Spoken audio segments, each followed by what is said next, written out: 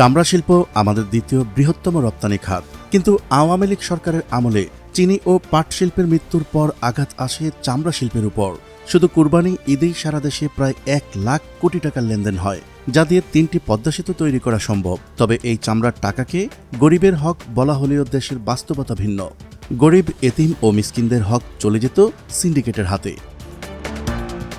গত 15 বছরে এমপি, মন্ত্রী ও সচিবরা কুরবানির আগে চামড়ার দাম ঠিক করে দিতেন, আর এই সুযোগটাই সিন্ডিকেট হাতিয়ে নিত হাজার হাজার কোটি টাকা। শুধু সিন্ডিকেট নয়, দেশের সীমান্তবর্তী জেলাগুলোতে কুরবানির চামড়ার প্রায় অর্ধেকই পাচার হয়ে যেত ভারতে। কিন্তু সেই কাঁচা চামড়ায় তৈরি জুতা ও অন্যান্য চামড়াজাত পণ্য ভারতে যে দাম, তার দ্বিগুণ দাম দিয়ে বাংলাদেশে কিনতে হয়। এরপরও কে বা কারা চামড়ার দাম তলানিতে নিয়ে যায়? লাখ লাখ মানুষের বিশাল অর্থনৈতিক সম্ভাবনাময় এই চামড়া শিল্পের কেন এমন দুর্দশা? সেই প্রশ্নের উত্তর খোঁজার চেষ্টা করব আমাদের সহকর্মী মোহাম্মদ নজরুল ইসলামের ভিডিও চিত্রে। আজকের ভিডিওটি আমাদের নিয়মিত দর্শক আল আমিন, মতিউর রহমান, আসাদুজ্জামান এবং আক্তার হোসেন সহ আরও অনেকের অনুরোধে নির্মিত। চলুন শুরু করা যাক। গত 5 বছরে চামড়ার দাম কমেছে অর্ধেকেরও বেশি। বিপরীতে চামড়া এবং চামড়াজাত সব পণ্যের দাম বেড়েছে কয়েক গুণ। তারপরও কেন দুর্বল হয়েছে দেশের দ্বিতীয় বৃহত্তম রপ্তানি খাত হিসেবে বিবেচিত চামড়া শিল্প? বাংলাদেশ রপ্তানি উন্নয়ন ব্যুরো ইপিবির তথ্যানুযায়ী 2014-15 অর্থবছরে চামড়া ও চামড়াজাত পণ্য রপ্তানি করে আয় হয় $113 কোটি। 2016-17 অর্থবছরে এই আয়ের পরিমাণ আরও বেড়ে হয় $123.40 লাখ। কিন্তু 2017-18 অর্থবছরে রপ্তানি আয় অস্বাভাবিকভাবে কমে $108.54 লাখ দাঁড়ায়। এর পরের বছরগুলোতে আরও কমতে থাকে রপ্তানি আয়। যে শিল্পের উপর ভর করে বর্তমানে প্রত্যক্ষ ও পরোক্ষভাবে প্রায় 9 লাখ মানুষ জীবিকা নির্বাহ করছে, সেই চামড়া শিল্পের সংকটের নেপথ্যে রয়েছে 29টি কারণ,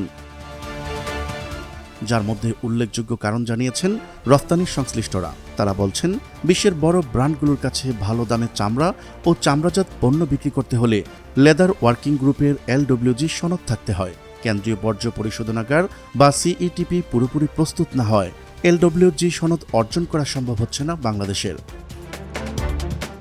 ক্ষুদ্র ও কুটির শিল্প থেকে যখন বিসিকের অধীনে যায় চামড়া শিল্প, তখন হাজারীবাগ থেকে সাভারে স্থানান্তর করে সাভার চামড়া শিল্প নগরী প্রতিষ্ঠার জন্য তৎকালীন আওয়ামী লীগ সরকার 1080 কোটি টাকা ব্যয় করেছে। তখন ট্যানারি মালিকরা বড় স্বপ্ন দেখতে শুরু করেছিল যে বিশ্ব বাজারে আধিপত্য বিস্তার করতে পারবে বাংলাদেশ।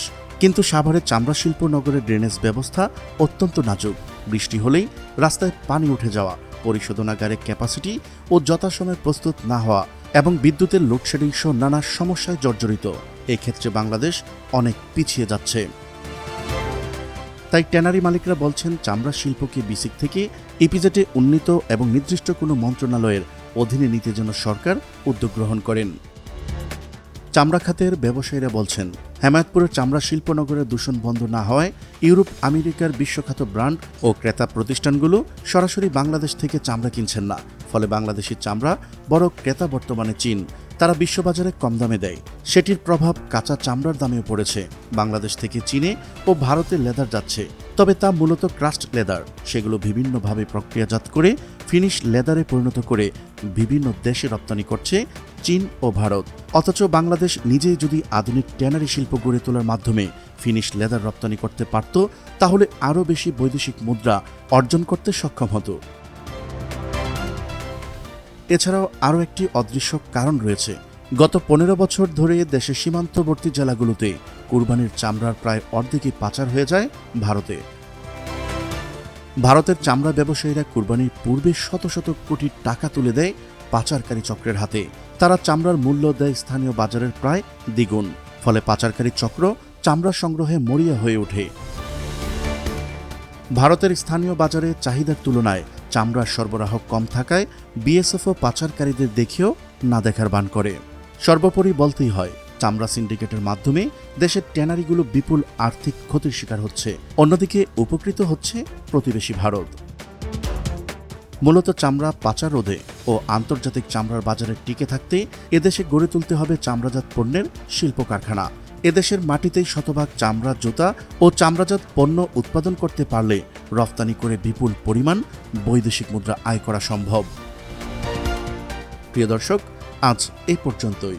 শুরু থেকে শেষ পর্যন্ত চেষ্টা করেছি বাংলাদেশের চামড়া শিল্পের সর্বশেষ ও সঠিক তথ্য উপস্থাপন করতে। কোথাও কোনো তথ্যগত ভুল কিংবা আপনার পরামর্শ থেকে থাকলে তা কমেন্ট করে জানাতে পারেন।